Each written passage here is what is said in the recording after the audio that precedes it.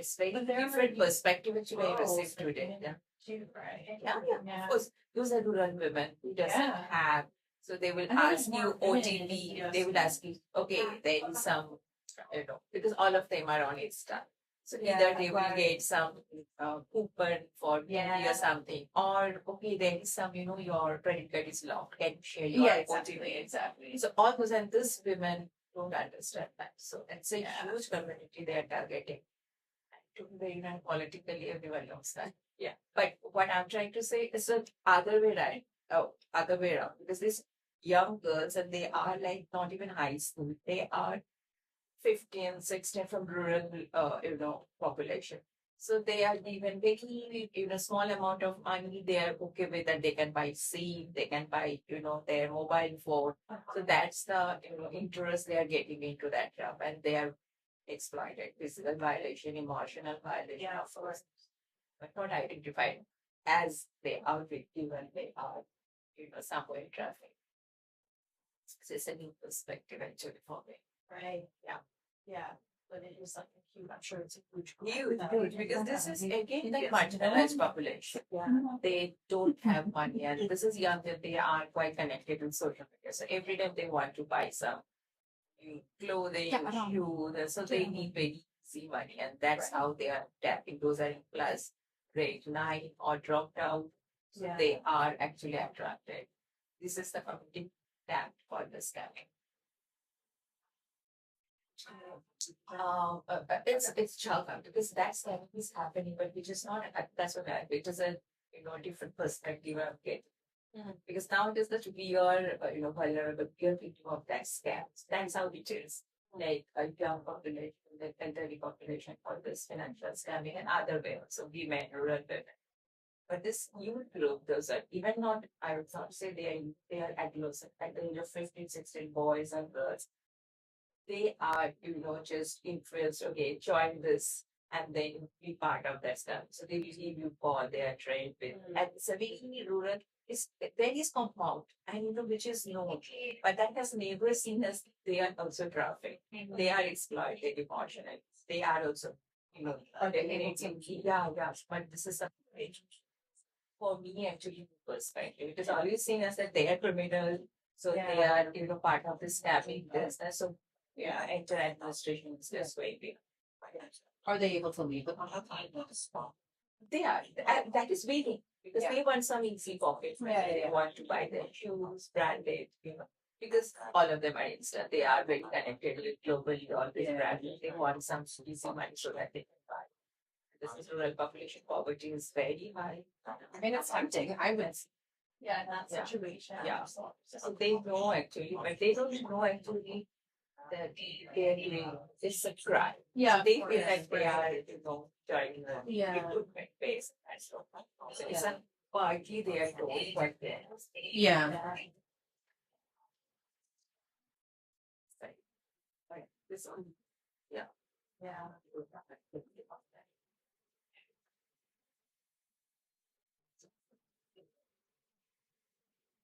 Hello. Welcome.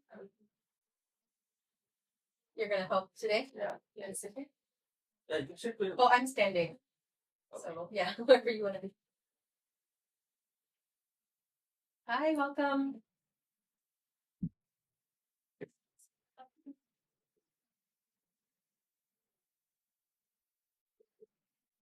Let's just see for the questions. Or July card. So I will for question and answer portion. Will you be reading the questions or will I go on? I'll read. Okay, thank you. Yeah. You? Just be there. So yeah. That's it. And also think. This element represents so that say you can say no.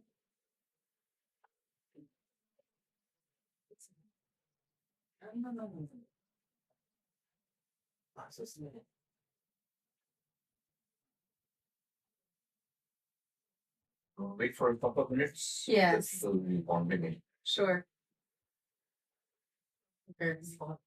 coming up for all the reasons. Oh yeah. So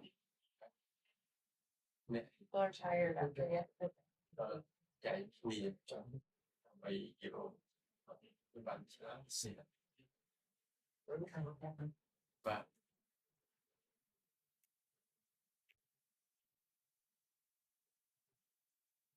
có một cái chẳng hạn nó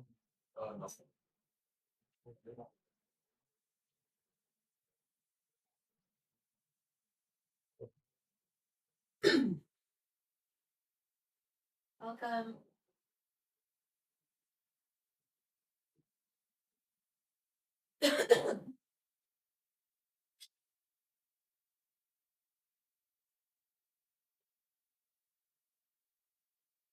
Is the live stream started? Well, that's one. It'll start at it too. Oh, yeah.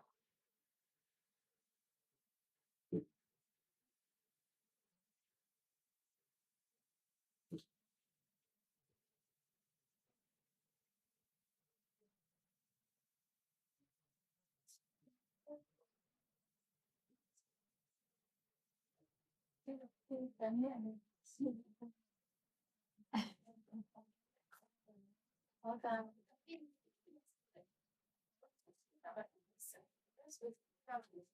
Morning, sister. So I think it's my thing.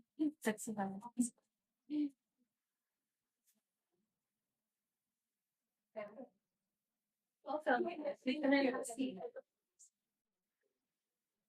I'm Miss England.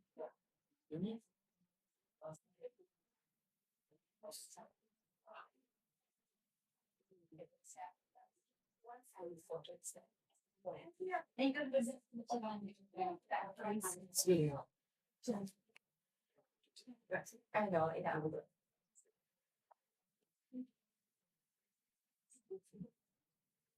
I think we can probably start. So, thank you for coming over to listen to Jessica.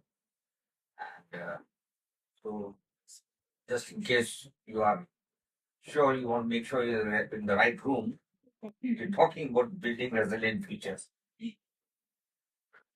And yeah, so as is the practice, if you have any questions, you can put it into the and we'll pick up questions from there. So over to Jessica. Sure, absolutely. Well, first, hello everyone. I'm Jamrup Sua, Swadika. Hello, Namaste, Sinjao, Niha. Anything else I'm saying? That's the extent of the live translation you will be receiving in this session, unfortunately. But welcome everyone. My name is Jessica Pham. I am the Vice President of Global Operations at Nomi Network. And at Nomi Network, if you don't know us, we are an anti-trafficking organization whose mission is to create pathways to safe and sustainable employment for women and girls who are survivors of or at high risk for human trafficking. So we currently run workforce development and youth empowerment programs in India, Cambodia, and the United States. And I'm so glad to be with you here today. We are going to discuss how to build culturally responsive, trauma-informed programs in general, but specifically I will share a bit more about Nomi Network and our workforce development approach and how we apply those principles. Before I start today, I'd like to offer just a few disclaimers.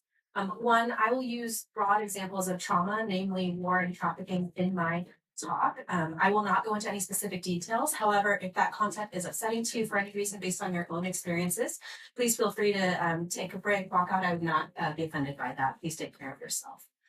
Secondly, during my presentation, there will be times where I use the term practitioner and differentiate that from client or survivor.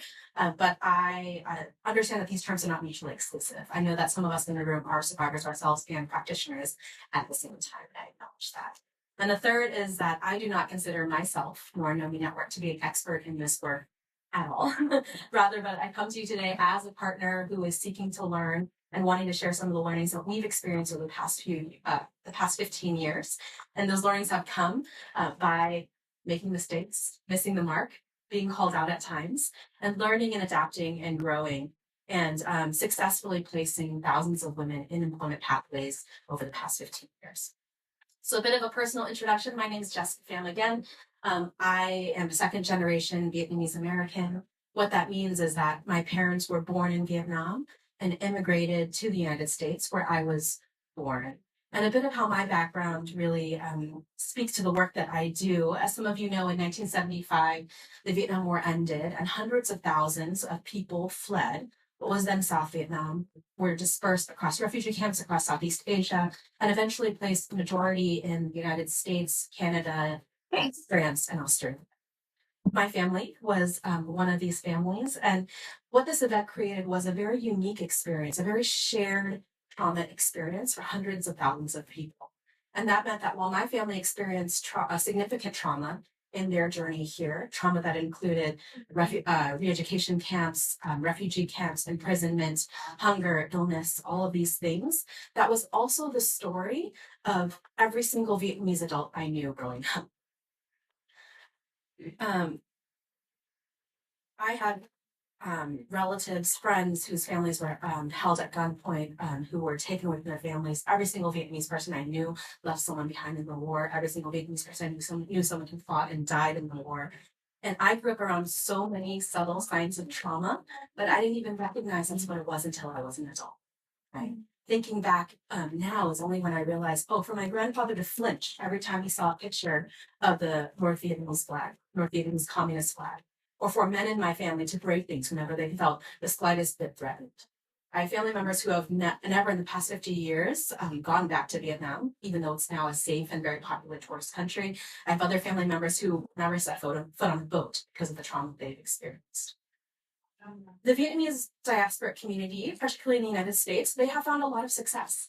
A lot of them, many of them have become doctors, lawyers, pharmacists, engineers, and by financial or class terms have become very successful in America, the American dream. But what's behind this, these same families are afflicted by so many scars of unprocessed trauma, depression, rage, domestic violence, obesity, suicide.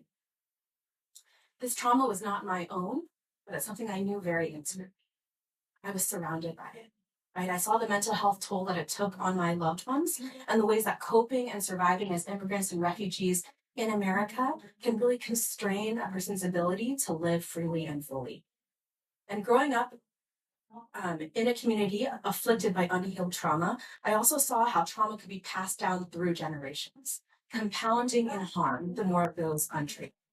Right. And in so many ways, I am lucky. I know that I'm lucky to be one generation removed from war and displacement. But on the other hand, I too bear the wounds of unprocessed trauma. Growing up in a community, like I said, afflicted by unhealed trauma is part of the reason why I entered into this work. Because I believe that every person deserves to live a life of flourishing beyond the trauma that they've experienced. And I also know that for every life healed from trauma, a generational cycle of harm is broken.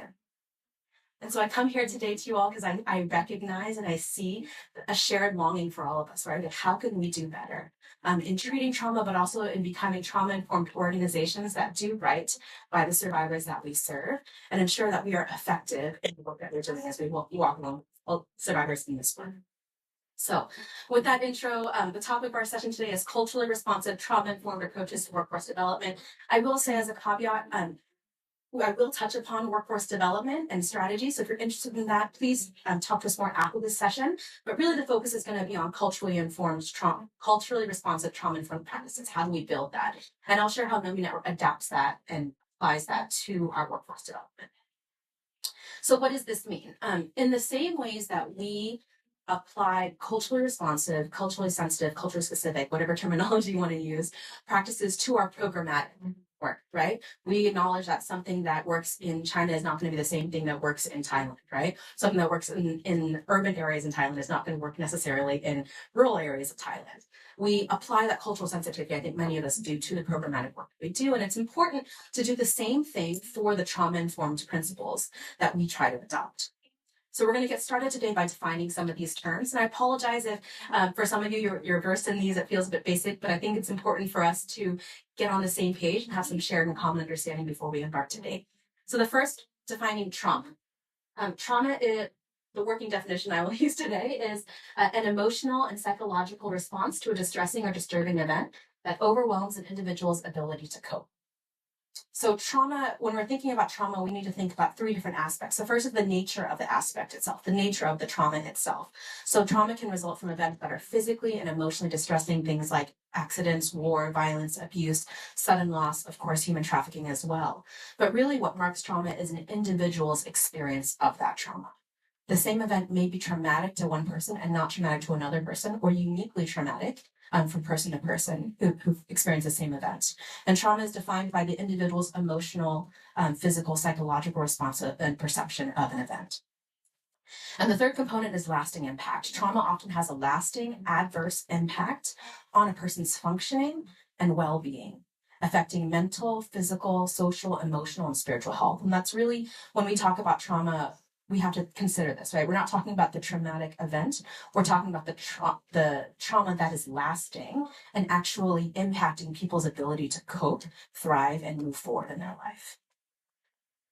So what does trauma-informed care mean? Trauma-informed care was first introduced as a term in 2001 by two trauma researchers in the United States. And they use this term to distinguish from trauma-specific services. So whereas trauma-specific services are medical or clinical interventions designed for the treatment of trauma itself. Think, psychotherapy, counseling groups, things like that. Trauma-informed care was set apart as a term for how can we acknowledge the impact of trauma in other services.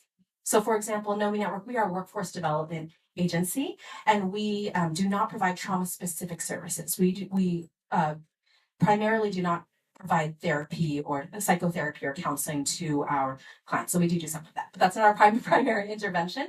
But because we work with survivors of trafficking as they enter back into the workforce, and understanding that work, this concept of labor and being paid or not paid or exploited for money, makes entering the workforce a uniquely triggering experience for survivors of trafficking. We have to be trauma informed. We have to acknowledge that clients' trauma may be re-triggered in this environment, and we have to help them develop coping skills, knowing how to recognize and figuring out how to move forward as they move forward in the workplace. So again, trauma-specific versus trauma-informed care. Trauma-informed care is what we're talking about today, and trauma-informed care for an organization. So if you're not a trauma-specific organization, and this is where, even my own team members, sometimes they will say like, okay, I don't have a therapy degree. I don't have a psychology degree. I'm not equipped to deal with this. How can we be trauma-informed? Again, there's a difference, right? And so trauma-informed care involves recognizing trauma's impact, integrating that knowledge into our policies and practices, and resisting re-traumatization. And it's something that everyone can do, regardless of whether or not you have, a psychology degree or are trained in these things. And I think there's a lot of times where, again, there can be some imposter syndrome of like, I'm not trauma-informed enough. Again, let's come back to these three principles. Are you able to recognize trauma's impact? And do you take that knowledge and integrate it into your practice, into your organization's policies and practices? And how do you take care to resist, to do your best to avoid re-traumatization?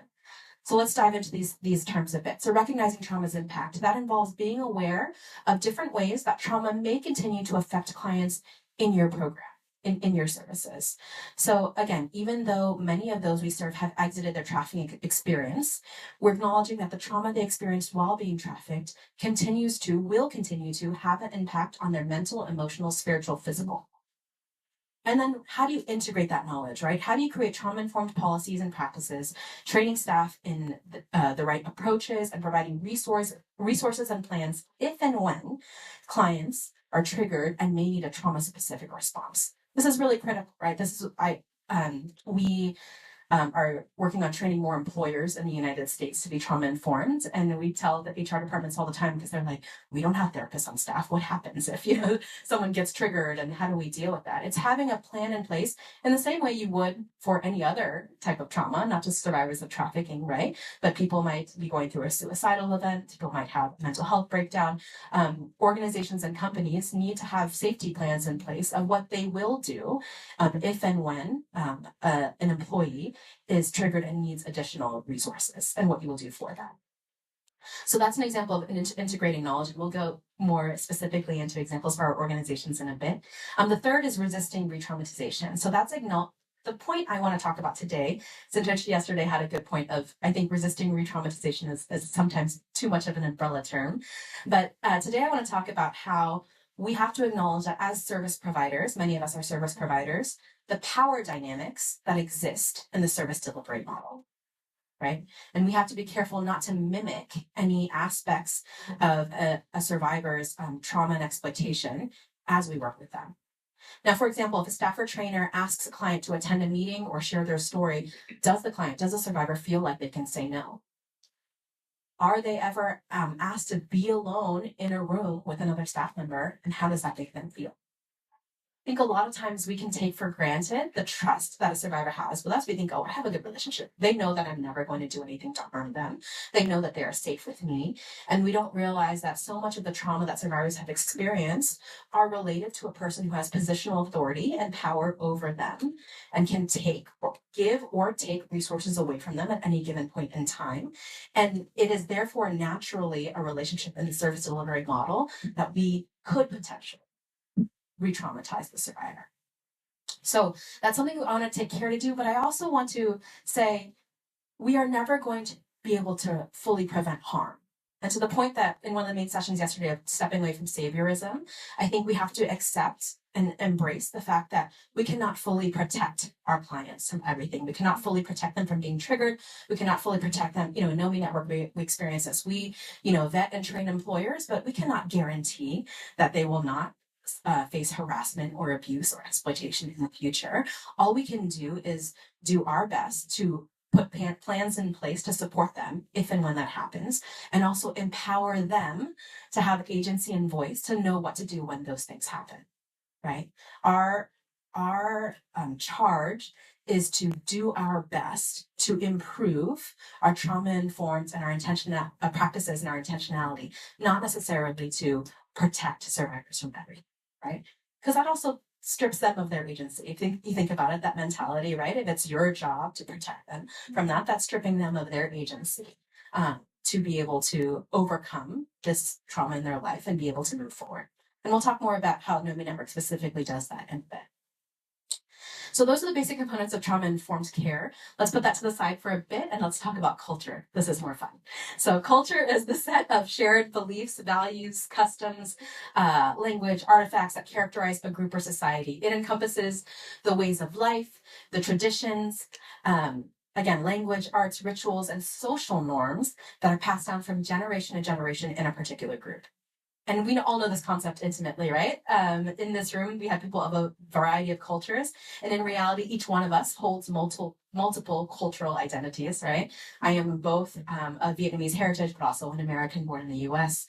I lived on the West Coast and the East Coast. I hold both those identities. I had privileges as an English speaker, as someone who was college educated. Those are all aspects of my identity. And I hold cultures from all of those things. Differences in cultures can manifest themselves in obvious ways, like language or dress, but they also affect thousands of tiny norms and interactions. And now we no doubt have already been navigating these interactions at this conference, right? When you meet someone, do you shake their hand? Do you bow? Do you touch them at all? How close do you stand to them? And oh my gosh, that was closer than I expected. I should have taken a breath mint. Maybe I'll just breathe through my nose. Like those are thoughts that you have. When you speak to a colleague, do you call them by their first name or their last name? Do you add an honorific like sir or ma'am or bong or ji? These are all cross-cultural interactions that we've been navigating even in our networking during this conference, right? When you go to a person's home, what is the polite way to enter that home? Do you take off your shoes? Do you keep them on? Do you keep on your coat or do you take it off? When they feed you a meal, do you finish the meal or do you leave some of it there? Do you add seasoning? Do you not? Do you compliment the chef? Do you not? Like, there's so many different answers to all of these questions based off of each of our cultural experiences. And the reality is there's no universal right or wrong answer when we talk about culture. Now we can talk about morality and, we talked about, harmful cultural traditions. That's a separate topic, right? Like there's actual activities and behaviors that can be harmful. And maybe we can universally say that those things are morally, ethically not right. But a lot of these day-to-day norms, there's not necessarily a right or a wrong. So for example, how many in this room would say that you work in a cross-cultural context? You work with people who share a different cultural identity than you. almost everyone, mostly everyone. Okay. Still be honest, okay? Raise your hand with me as I ask this question. How many of you have ever observed the behavior of someone who is of a different culture than you and thought to yourself, just in your head, that was so rude? Yes, you have. That's okay. You're a nice person. It was in your head. You didn't say it out loud. Maybe you emailed a colleague, but you didn't, you didn't say it to that person. That's a very natural experience. Were they American? They were probably rude if they were American. You're right. Or they were being rude by your cultural norms and traditions, right? Look, I lead a global organization. I can acknowledge that working cross-culturally is so beautiful because it allows for us to learn different approaches. It allows for us to learn different perspectives from one another. And together we do work better. We're edified by being multicultural and cross-cultural. But it is also, man, it is tiring. Let's just acknowledge that it's really tiring and exhausting to work cross-culturally. It's very natural to think from the perspective of your dominant cultural mindset. It's subconscious even. And even for those of you who are expats in the room, you've been living, as a minority person in the dominant culture that you're in, even though you do it every day, I'll be honest, it's very tiring, right? And even at the end of this conference, I'm sure a lot of you who are exercising this cross-cultural muscle, even if it's a strong muscle, even if you use it every day, you will be tired because it's exhausting to be on all the time. It's very natural and easy to approach our work from the mindset of our dominant cultural identity. And it takes effort to consider alternative perspectives. But we know that it is important to this work. Right, so let's combine these terms together. What does it mean to have culturally responsive trauma-informed care? Why is this important? Because trauma-informed care as a concept, as popularized by US American psychology, frameworks and practices that have been pushed to NGOs throughout the world come from a dominant Western mindset, right? There's been some contextualization, but predominantly, for example, the US is a majority individualistic culture, right? And the dominant best practice for clinical interventions for any sort of mental health issues in the United States is one person in a room with a trained clinician. That is the gold standard, or at least the primary modality of treating trauma in the United States. But the feasibility and effective of this practice does not necessarily translate into Asian contexts, right? I have funders saying, like, why don't you just provide one-on-one counseling? Okay, to the thousands of people that we work in India. Like, I don't have the budget for one, there's not a lot of resources for that. And two, you're not funding me enough to be able to provide that, right? So we need to think of other approaches, because also, is that the most effective in a more communalistic culture? So just as we develop programming contextualized to the local communities we work in, it's similarly important as we adopt trauma-informed practices to contextualize it as well. Let's not just do it because it's a funder requirement. Let's not just take a UN handbook, best practices, and apply it. Let's not just see what our partner organization has done and do that. Let's actually think a bit more critically about, okay, what does this mean for my culture that I work in, right? What is going to be the most effective for the clients that I work with? Because it makes sense that if something as simple as my greeting to you, I process through the lens of my dominant cultural mindset, then obviously the trauma that I experience will in some way be touched by my cultural lens as well, right? Culture provides context and color and shading to the stories that we tell about ourselves and who we are. Trauma is processed through the lens of culture. It is only one lens. It is not the only lens, right? People are multifaceted human beings that go through a multitude of experiences, but it is a lens that is there, and it's one that we cannot ignore. So I want to use an example. There is a study in, I want to say 2010, by Judith Strasser, Dr. Sotira Chim, and Sopip Ting. And it was, the title of the paper was Narrative Exposure Therapy, Culturally Sensitive Trauma Treatment in Khmer Rouge Survivors. And narrative exposure therapy is a short-term treatment for trauma whereby a clinician guides a victim of, in this case, the Khmer Rouge, to construct a life story. Right? Let's write a story about your life that includes the trauma that you've experienced, the traumatic experiences, but also the positive things in your life as well.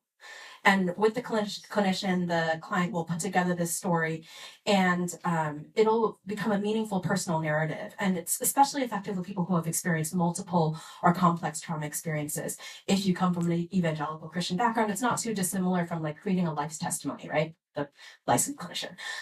So this approach acknowledges and destigmatizes the survivor's experience. So in this study, they randomly separated 75 Khmer Rouge survivors into two groups. The first group received the traditional Western approach, where they put together the story with the clinician. The second group received a more culturally specific practice or adaptation of this practice, which is they still worked with a clinician to put together the story, but then that story was told. They took it to the local pagodas, and in a ceremony with other survivors and with their family members and other people who have experienced that trauma, monks read those stories, those life narratives, out to the survivor and to their families. And they also took part in rituals to honor their ancestors' lives. And this proved to be very meaningful, especially for survivors who did not know, who did not know what happened to many of their families who were deceased, and whose souls and lives were in question. So both groups, when measured later, they experienced significant reduction in post-traumatic stress symptoms. But the group that received the culturally specific response received much lower scores in PTSD symptoms moving forward. And this might seem natural. That makes sense. If you would ask me that question before I read the report, of course I would say the culturally specific response is going to be more effective. But I think sometimes we skip this step because why not? There's best practices there, and we're working with what we have, and let's just do what has been recommended elsewhere. But sometimes taking that extra care of intention and thinking, what might make this a bit more effective in our cultural context, and provide more impact and more healing for the effectiveness of our work. So in my work, I've observed that many survivors of trauma internalize one or more of the following narratives. Maybe not this exact language, but some of this treatment. So number one, everyone experiences trauma. Trauma is a part of life. This is the idea that suffering is inevitable. Everyone experiences, it's a part of existence, and there's nothing unique about experiencing trauma. Number two, because others have experienced the same traumatic event as me, my specific trauma experience does not need to be addressed. Right? This is common in groups of people who experience shared trauma, like war or genocide or displacement. Everyone around them has experienced the same trauma. What is the point of talking about my trauma? What is that going to accomplish? Number three, I deserve what I experienced. This is internalized shame over a person's actions or identity that they believe led them to blame themselves for their trauma. The fourth, my trauma is not worth discussing because others have suffered more than me. This is a comparative view of trauma, right? Where survivors feel theirs is too minor, or because they can identify someone who has suffered worse than them, that one's own suffering is not important enough to process. And the fifth, my trauma event is over. There's no use dwelling on it. I can't go back and change what happened to me. So what's the point in dwelling and continuing to talk about it? This is the belief that healing means moving on without addressing the actual emotional wounds and harm. And the sixth, I am fine. I'm fine. Like I'm functioning. I'm fine. Why do we need to address this further? Right. So these narratives, I'm not saying that they're bad. They're actually very natural. They're very protective, and they are survival for many survivors of trauma in various stages of their healing journey. However, it is interesting to me, working in various places across the globe, how universal any one of these narratives are for people who have experienced trauma, but also how they take on different cultural nuances depending on who's speaking them, right? So for example, let's take the first one. Everyone has experienced trauma. Trauma is a part of life. This is actually a very Asian mindset. So I know a lot of people hold this, and but in Vietnam that holds like there's different words to describe that than in India, where there's this concept of like karma and destiny and things like that, right? Or what about I deserve what I've experienced? That holds a different meaning for someone whose caste or class maybe defines their destiny, or versus someone in China who believes that they're internalizing their own shame and their actions and how that's bringing shame upon their family, right? Very similar thoughts, but they play out in very nuanced and unique ways depending on the culture that you're in. Or how about the trauma event is over, there's no use dwelling on it. Man, this gets real interesting in like evangelical Christian environments, right? Like that like plays out of like, I need to forgive the person. I need to acknowledge that God has healed me already, and I just need to move on. There's no need to discuss it any further. And what that does, and communities of faith have done, is actually ignore the fact that accountability needs to happen before forgiveness, right? So as we work with survivors, it's important to observe the stories that they're telling, to listen to the narratives that they're, the words and the narratives they're telling about their trauma, about their family, about how they're processing it, about any hopes and desires they have as they move forward. It's important to just add the question in, to interrogate their stories through a lens of culture. Okay, so we're going to practice doing that a bit today. Do I have time? I do. Okay, oh, good. So this is a very American facilitation practice, I'm sorry, but you're going to turn in pairs and talk to each other. And we're going to, I want you to consider some of these questions. And if you're online, I'm sorry, please feel free to reflect personally on these questions, or use the chat function in Whova if you want to share and interact with others joining virtually as well. But we're going to take some time and discuss in smaller groups how culture intersects with trauma in the cultures that we work in, or the cultures that we come from. Okay, so these are some questions that I want you to just turn to the person next to you, if you speak the same language and feel comfortable doing that, and share with each other 1, 2, whatever you have time for. We'll take about 10 minutes to discuss any one of these questions. So the first is, what are the prevalent beliefs about trauma in your culture? So do people in your culture acknowledge trauma openly, or is it hidden or ignored? Is there a tendency to downplay the significance of trauma, or is it viewed as something that must be overcome without being addressed? What are the prevalent beliefs about trauma in your culture? The second question is, how do people in your culture talk about suffering or hardship? Are there phrases, idioms, sayings that are commonly used in your culture to describe experiences of pain, trauma, or suffering? For example, in Vietnamese, there is a phrase, "Mỗi người có số." It means each person has a number. Right? So when I was a child, I was 10 years old, and I had a lot of anxiety, and I was getting ready to go on my first plane flight by myself to visit my father who lived across the country. And I was in tears. I was like sobbing, went to my mom because I was terrified that the plane was going to crash and I was going to die on this plane. Very anxious 10-year-old, still an anxious adult. But I was telling my mom this, and she said, you know, I'm sobbing in her lap, and she's like, you know, con ơi đừng có lo, đừng có sốc ruột. And what that means is, my child, don't worry, don't tear yourself up with worry. Each person has its number. We cannot control our destiny in life. Each person has a destiny. Who can say why good things happen to some people and why bad things happen to other people? You might die on that plane. Said that. And she's like, but you can't control it. So what's the point in worrying about it? Needless to say, I'm still terrified of flying. I have generalized anxiety disorder as an adult. I'm not like, that phrase did nothing for me in my life, let's just say. But for my mother, who grew up in Vietnam, surrounded by that mentality, that phrase, "Mỗi người có số," I've seen that carry her through multiple tragedies in her life, and accepting and being able to move forward, right? So are there phrases, images in your own culture that people use to talk about the suffering and hardship? Number 3, what words are used in your language to describe trauma or suffering? Specifically, I mean the actual words, right? Like, what is the translation of the word trauma and suffering? And is there any meaning or any lessons that you can learn from even how the words that we use to talk about suffering? And then what cultural norms might support or hinder the processing of trauma? So, you know, we talked about this in the men and boys session yesterday, right? Like, males are expected not to cry and to hold everything in universally across the world.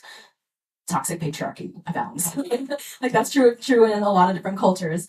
You know, that there are cultural expectations around emotional expression, and maybe that's a gendered thing, but maybe it's universal as well. Like, is it considered acceptable or taboo to show vulnerability or to discuss painful experiences in your culture? Because if so, then you have to figure out how to address that in how you work with survivors, right? You know, for example, in some South Asian cultures, there may be an expectation that individuals bear their burdens in silence. okay, for the sake of the family reputation or to not burden other people. In other Southeast Asian cultures, collective shame might be a strong factor. So where the trauma of one person is seen as affecting the whole family or community, and that may be a block. So again, let's take 10 minutes just to break into pairs or maybe groups of 3, if that's more helpful for you, to discuss. If you only get to one of these questions, that's fine. If possible, please allow time for other people to share. I will just call out and say Westerners tend to hog all of space and Asians tend to wait until it is their turn or they're asked to speak. So Westerners, please be mindful and make space for everyone in the conversation. So let's take 10 minutes and we'll come back together as a group. And again, for those of you online, please feel free to reflect personally or to type in on chat.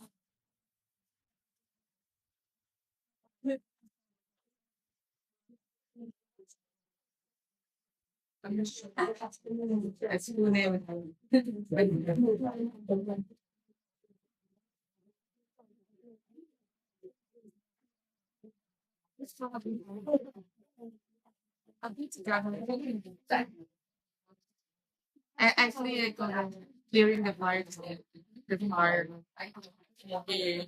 but I make it out tired from food health. During the way, exactly, and 2 days after, it's bread.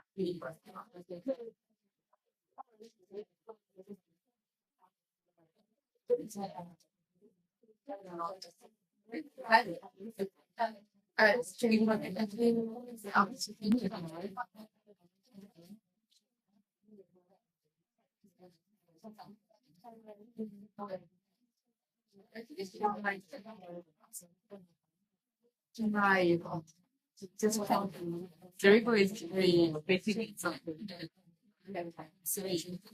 Right now,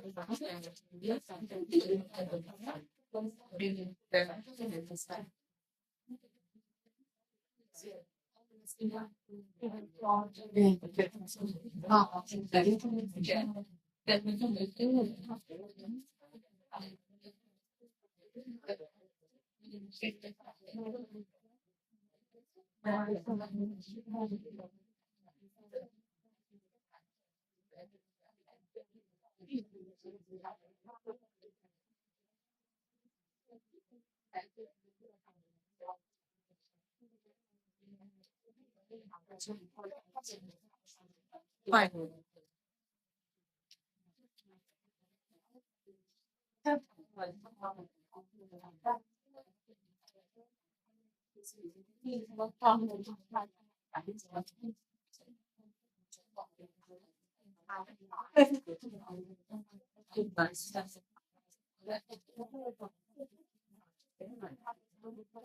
It's something bad.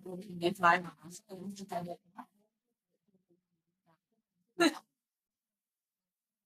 So that's why it is lost. Of my thinking about maybe it's along kind of thing.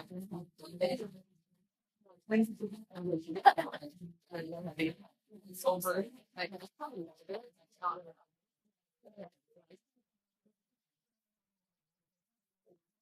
even if it's having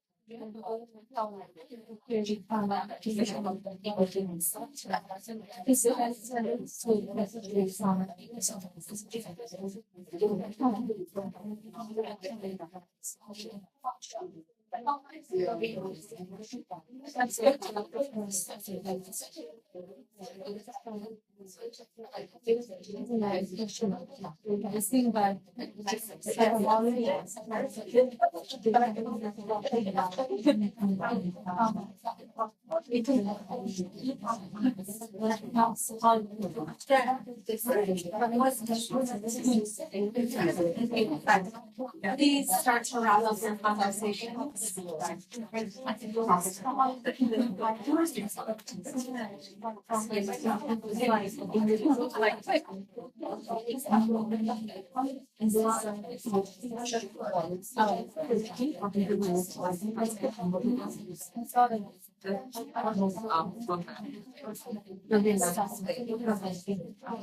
All right, I love the energy in the room. And if you did not get a chance to finish your thoughts, maybe you can share it out loud. We're going to move into a time of group discussion. Please come back.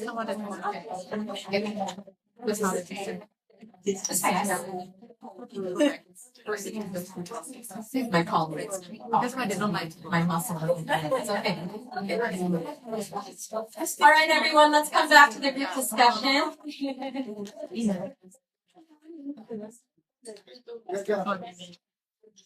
Thank you. I would love for us to discuss this in a larger group. So if you're excited about what your colleagues shared, maybe encourage them to stand up and share their perspective. I want to hear from you all. What are some of the things that you discussed? And as you stand up, if you could share your name, if you feel safe doing that, share your name, and also what what culture you're representing as you're sharing this thought.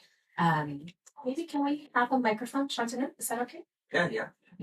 Haley, do you mind running the microphone for me? So if you would like to share an insight of what you discussed, please raise your hand and Haley will give you.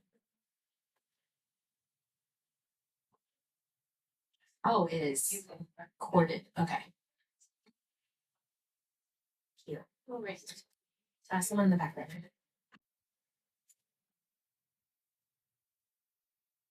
Hi, my name is Nomi. I'm representing the Japanese culture, and I had a very good partner, Mimi.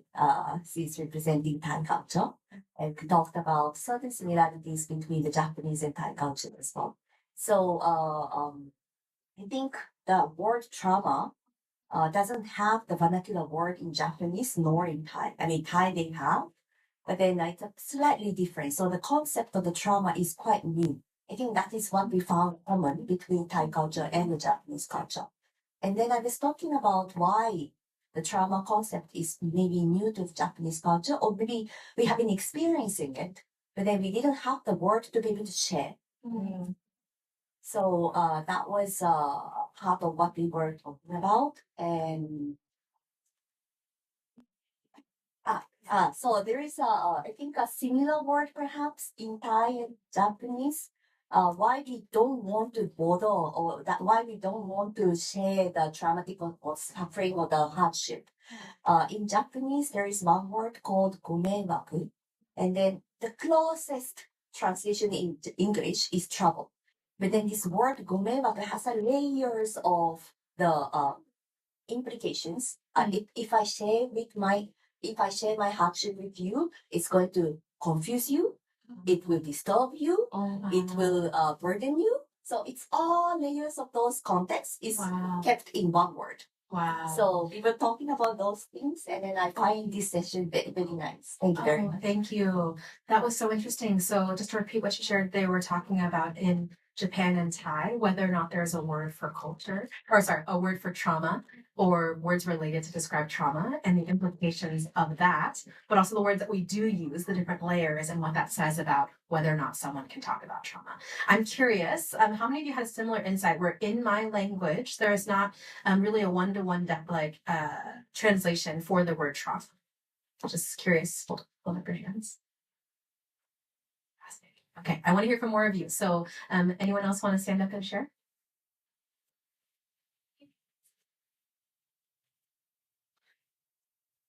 I want to add on that, like we also discussed, like in the Thai word, we have this word called "grain jai." I think this is a rooted word in the culture because it's really similar with what Tomomi said. Like you don't want to bother other people. You feel like you don't want to disturb the other person. Like it can be like through action or like emotional, like you feel cringe, so you don't want to share your Yeah. burden to other people because it will disturb them stuff. Yes. Yes.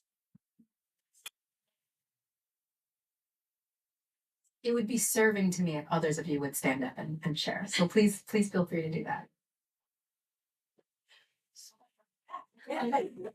All the talking was in the back of the room. Love it. Love it. My name's Annabella. I'm from Sydney, Australia.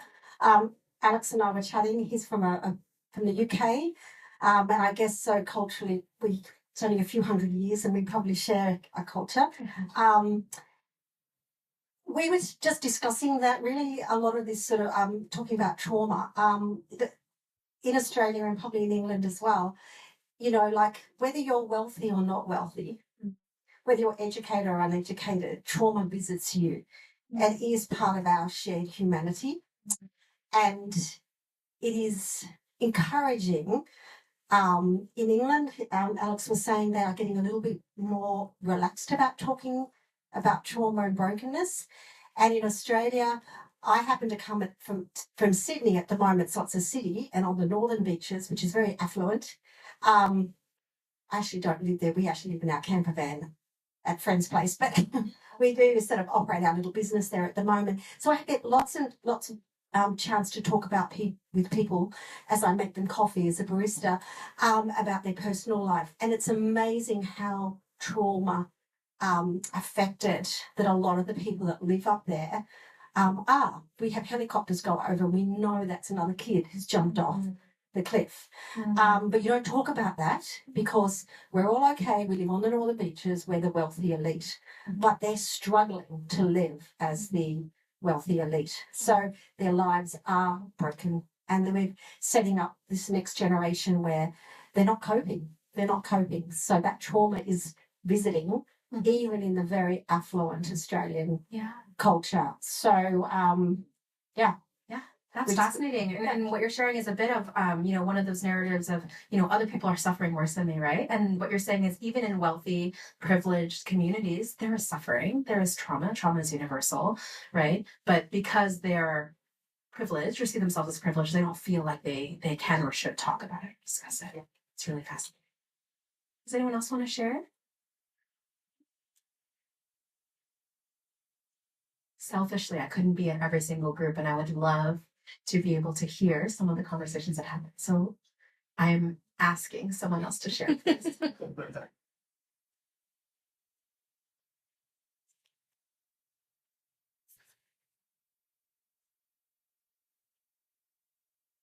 My name is Katie. I'm from America, but I haven't lived there in 18 years, so I'm not sure who I represent. I live in Thailand.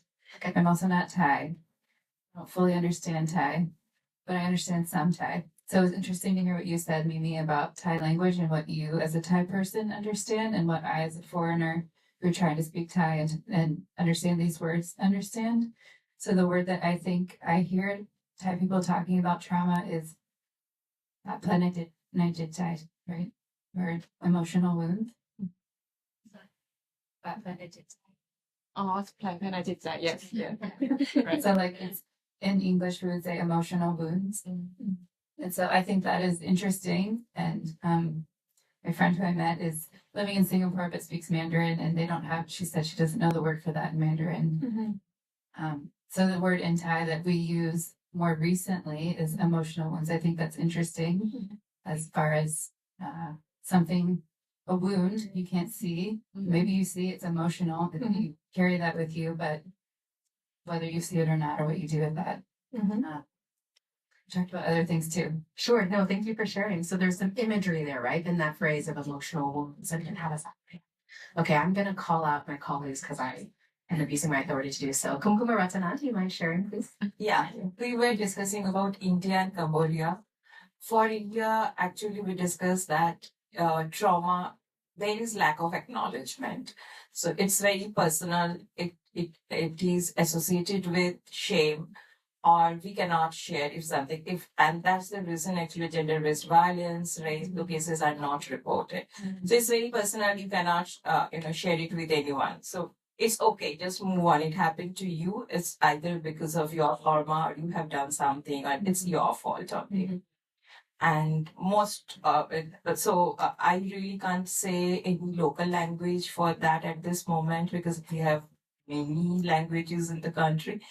But yes, and for Cambodia, yeah, we discussed about war, and which is very similar to Vietnam, but there is acknowledgement. This trauma is there, experience in there, and from there, we are trying to learn from that. So yeah, if you would like to add something. Yes, I just want to add one point that one of the big trauma that Cambodian people encounter is a closed regime because during that time, 2.5 million people died, including my relatives. I was born in that region, but I was not actively there because I was like a baby. But I learned from my parents that I lost my elder sister, I lost my aunt, and my uncles. And not only me, but other friends, other people around me, is a lot of relatives. So when they talk about the regime again, they feel a bit traumatic and they are concerned that it come back, So whatever we do, whatever we think, we don't want it to come back. So this is public that we talk, and we want to have a campaign that this would happen again in Cambodia. But in a particular instances, we may not talk about it. Something that we feel like shame, feel like big mess. So it's the whole country as well. But in some circumstances, we talk about politics, but some we don't. So it's mixed up of, what should we talk about, what should be hiding, So this is the culture. But same in India, we talk like some trauma, people normally hide it because they are thinking that it can be a weakness. Yeah. So people might not, respect you, whatever. So sometimes it's the same also. Yeah, that's interesting, right? What you're saying in Cambodia, there's this shared experience of trauma, this a near historical event that happened. So everyone in the country is affected in some way. And yet individuals talking about trauma is not something that's easy to do. So many insights from this conversation. Thank you for sharing. And this is just a short 10-minute conversation. Imagine what this could look like when you bring it back to your organizations, right? As you talk to your staff, as you talk to your trainers and your clients. One caution I want to give to us as we do this work, it's important to use this practice as just one tool and practice from a place of inquiry. So what do I mean by that? Far too often when we talk about culture, we can quickly jump to a place of assumptions. This is how observing real trends can translate into stereotypes and overgeneralizations that can be harmful, right? So I think it's tempting. This is very natural, though, for the human brain, right? It's very tempting to try and find a mental shortcut, especially for us who are deep in this work and solving really, really complex problems. But taking a posture of inquiry looks like this, rather than saying, oh, Nirupa is struggling because she's low caste and she doesn't want to leave sex work because, she doesn't think that there's anything else for her future because of, her caste. It would be instead asking the question of how could being low caste be affecting Nirupa's view of her future options, right? What messages is she hearing from her community and how might that be influencing her? Now, some of you might hear these things and are like, that's the same. My husband would be the same, those are the same thing. No, I mean, it's not just semantics. It is coming down to our posture, right? Do we believe that being culturally informed makes us experts and we're able to now act on behalf of that person because we understand their culture? Or can we view being culturally informed as one tool to help us know what questions to ask? Right? What questions can we ask, should we ask before embarking on a service or intervention? So I promise I talk about Nomi Network and our work a little bit. So at Nomi Network, our primary focus is developing pathways to safe and sustainable income generation for survivors and women at risk in human trafficking. We operate 42 sites across India, Cambodia, and the United States. And our approach to workforce development, we work with women who are survivors or at high risk, and we prepare them for employment. So some of what we talked about earlier, it focuses a lot on life skills, soft skills, and agency, right? So there is the technical skills. We identify the jobs themselves, and we vet the employers. We make sure it's safe, paying living wage, doing the best that we can to ensure those things. But it's also preparing survivors or clients for what they need to be successful in the workplace. And technical skills, upskilling is one part of it, an important part of it, right? Are we ensuring that our clients meet the minimum job requirements to be able to be successful in this role? But the second part of it that is equally important is when they encounter hardship in the workplace, how will they deal with it? do they know how to deal with it, right? Do they know that they're supposed to be getting paid at this cadence? And if there is discrepancy in their paycheck, how would they go about doing it? To my point earlier, we can't protect women from everything. We have examples of one of our partners who longstanding positive factory in India, and we have programs to send a lot of our clients to work there, a lot of supportive systems for them. A couple of them, but I will share one experience. There was an experience last year where one of them experienced harassment and violence from her line supervisor, right?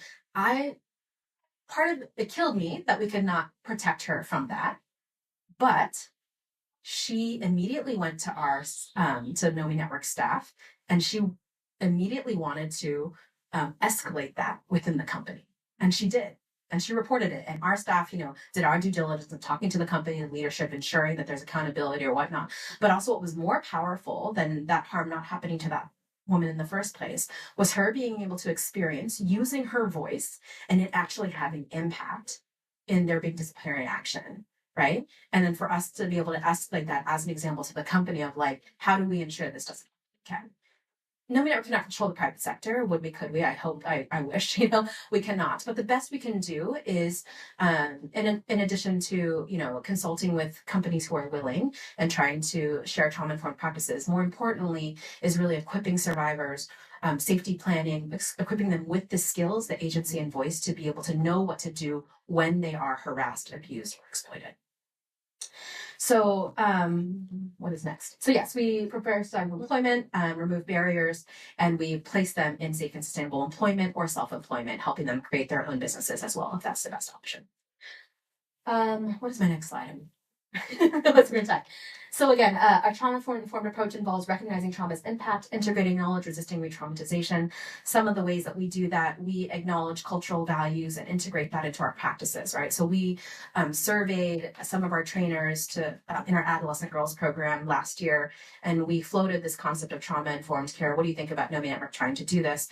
And they said, can you not use the word trauma? Similar to what you guys have been sharing, language is powerful. And they shared, resilience has a lot more traction in, for them as trainers, and they felt like they could work with that better.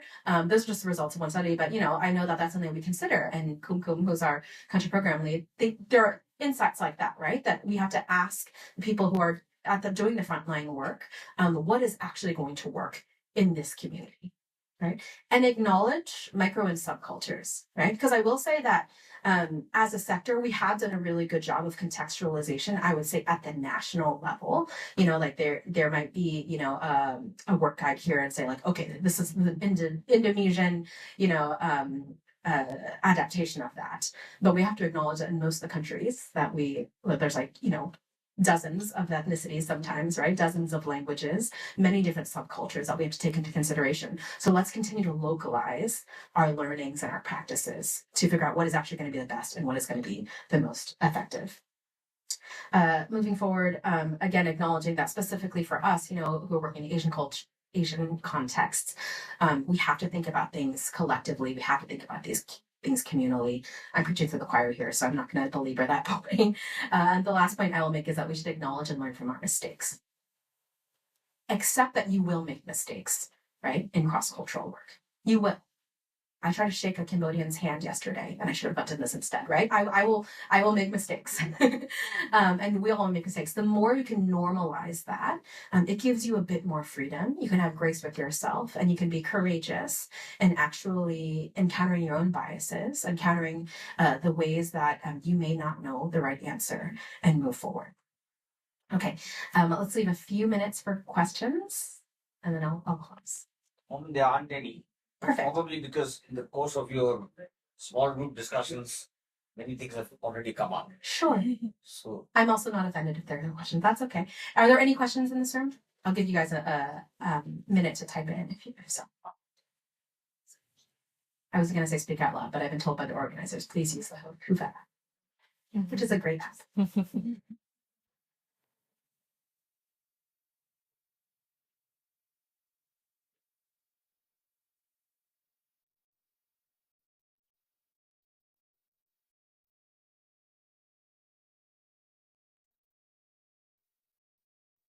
Okay, raise your hand if you're typing something in and I should wait for you.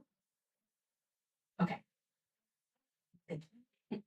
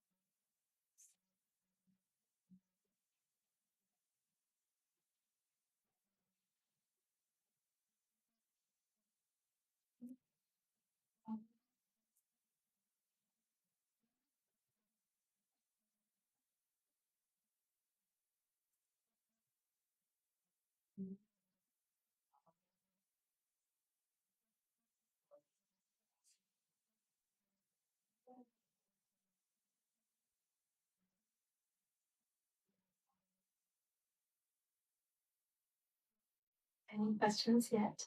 So there's just one, yeah. Can you kindly explain further what you meant by there can't be forgiveness until there is accountability? Oh, okay. You talked about evangelical Christians. Sure, I can talk a lot about that. I said it in the context of what I've observed in evangelical Christianity, which is a community I've taken part in myself in the past. So I think that in Christianity specifically, there is an emphasis on forgiveness, on Jesus forgives us and we forgive other people. And there can two things happen. Externally, you can be pressured to forgive someone after harm. There are stories in the Bible that talk about, how you should forgive people to like a greater measure because how much greater has your forgiveness been? Have you been offered forgiveness, right?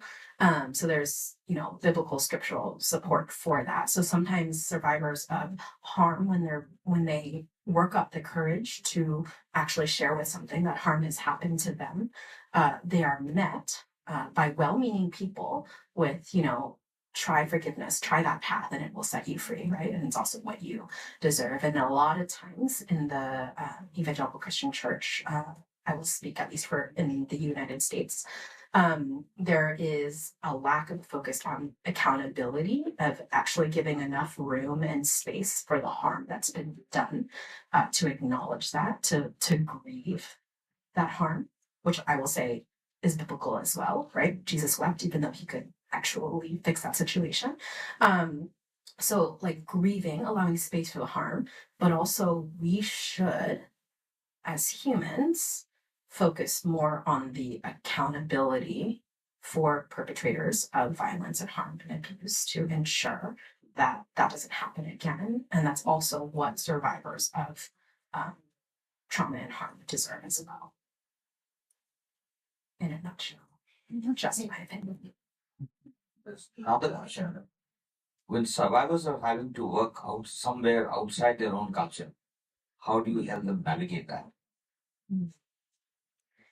When survivors are asked to work outside of their own culture, Where is the balance between cultures? Okay. So for us at Nomi Network, from a functional, practical perspective, it's just a part of the life skills equipping that we're doing, right? If we're moving, we're doing safe migration for women who live in Northeast India and they're coming to work for a factory in Bangalore, and that's part of the training, I imagine, that we provide for our clients in understanding how they're going to navigate things, right? Like India is a very multicultural society, so I think people expect that anyway, right? I do think so. What can we do as organizations really build into whatever planning and equipping we're giving to survivors to know how to navigate the cultures that they're going to be working? The question about balance, I don't quite know what's being asked there.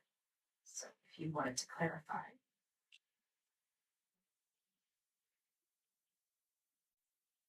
Maybe you can, whoever did ask the question can type it. We move on to the next one. Sure. Oh, there's more questions. Wonderful. Yeah. How does Nomi collaborate with other CSOs that are working with survivors? Yeah.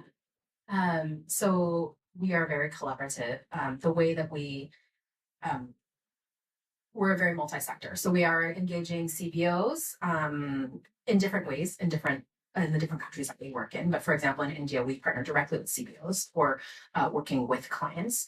We also engage with the private sector as well, finding employers, and we also work with funders. And what we're trying to do better, I'm saying this because I know that my colleagues are watching, so I can do that. No, we're trying to do this better and move Nomi Network into a space of, can we be more of the workforce hub for survivors? Because we have so many relationships. We're privileged to have relationships with the private sector, with government officials. Ratana in Cambodia is killing it as far as building partners with ministry officials. And there's a lot of privilege that we have there in being in certain rooms.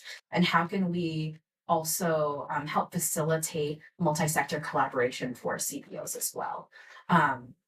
The more simple answer to that is we do receive referrals from other organizations for clients. So, and we hope to do that more and receive funding to do that more, understanding that there are so many organizations, many of whom are in this room today, that are doing the really important aftercare and direct, service healing work. But that reintegration and specifically economic livelihoods is underfunded and underserved. So we're trying to focus on that is what we do. We will focus on that part. We're not going to focus on the healing and aftercare, which is very important work, but it's not our comparative advantage. But how can we really get good at the job placement, economic empowerment part of it, and work alongside and come along as like a next stage service intervention when your clients are ready.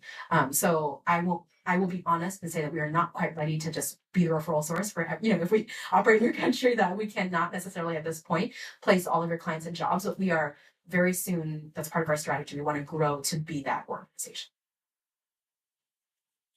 Similar question.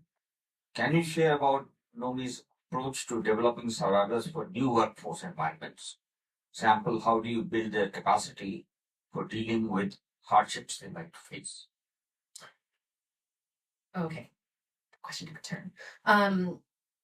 Developing clients' ability for the hardships that they face, that is built into our life skills training. I would also say I will credit our trainers themselves. So our trainers have very strong relationships of trust with their trainees, and in India and Cambodia act almost as, in the Western context, like a case manager or a counselor. And so there's a lot of trust in that relationship. And so there's, obviously coaching and mentoring that happens, but that person is also there. We provide follow-up support and retention services once clients are employed or in their livelihood path.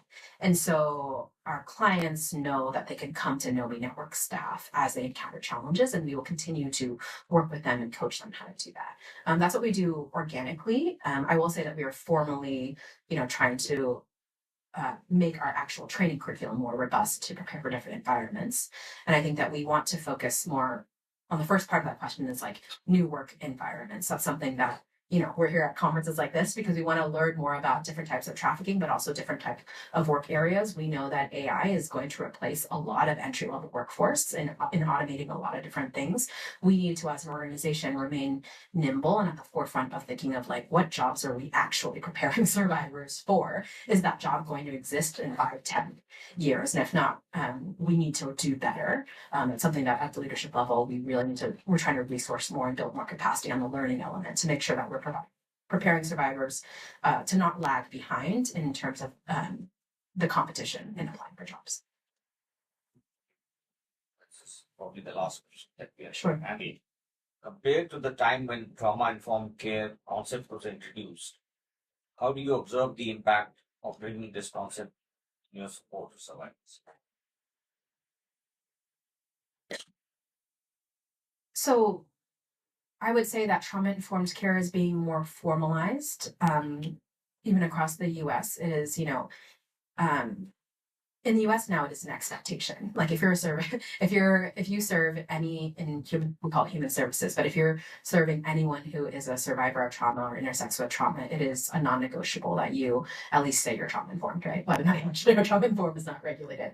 So it is definitely more of the norm now. It is a phrase that is not uncommon in international spaces as well. I think that got pushed down through, Western funded organizations and NGOs who work here. But I think I'm really energized by this conversation. I remember I was visiting the Chabdai Coalition 10 years ago, just as a friend and visitor, and they were having conversations about how, there's not a lot of mental health clinical support, and what can we do as a coalition to really actually train practitioners to be able to provide these clinical services. And now, like if you go to Chabdai Coalition, they're killing it as far as training other organizations and building this coalition. So it's really heartening for me to talk about this concept and hear that this is not a new conversation, right? These are thoughts that you guys have already had, and all I'm bringing today are questions to ask. A request that you take it back to your organization and discuss, and I know that it's going to flourish from there. So yeah, that's the last question. So I will close with this. In the 1960s and 70s, as my colleague shared, Cambodia experienced a lot of trauma, right? The US dropped an estimated 2.7 million bombs on Cambodia. Physical scars of violence that have scored the earth. It's a lasting memory of harm of the assault on Cambodia. I think about these craters whenever I think about trauma. And in the same way that those bombs created a physical scar onto the earth, so trauma creates physical scars in our brain and in our body. Lasting memory of harm. But also, today, these craters are filled with water. They're ponds that have fish in them, have life in them, have flowers. It's evidence that though trauma can create physical scars of harm, so also life can teem from its deaths. And so too it can be in the lives of survivors of trafficking, of any type of harm. In spite of the unspeakable violence that they've experienced, they can go on to live lives of flourishing. The impact of the trauma they've experienced, even though it will never fully go away, it is also not the end of their story. I'm going to say that again because I think sometimes we need reminders, right? Even in the face of the despair, the horrific evils that we see, that we understand that even though the trauma of human trafficking in some ways has permanent damage, permanent scars on a survivor's life, it is also not the end of their story. It is not the end of our story. It is sacred work, this work that we do, to be a part of this journey for survivors of trafficking, as we walk alongside them, as they find their footing, as they dare to dream of different lives and futures for themselves, lives marked with dignity, freedom, and hope. And I'm so honored to be a part of this work with all of you. Let's continue to give it the care, intention, and respect that survivors deserve. Thank you. And I may say that, those who want to ask further questions can still do that through the app. And maybe just look up the find time to talk. Sure. And in person, come talk to me. Yeah. Nice seconds. So thank you. Have a good lunch. Thank you. Thank you.